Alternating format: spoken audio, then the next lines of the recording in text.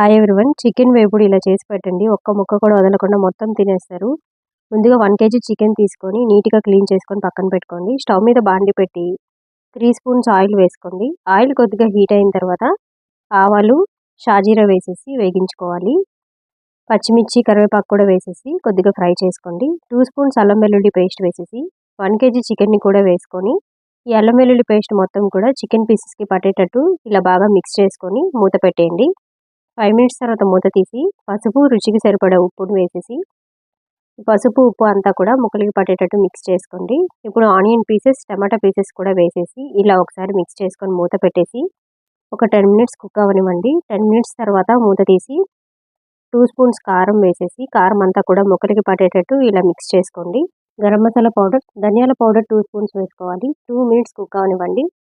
ఈ వీడియో మీకు నచ్చినట్లయితే మన ఛానల్ని సబ్స్క్రైబ్ చేసుకోండి.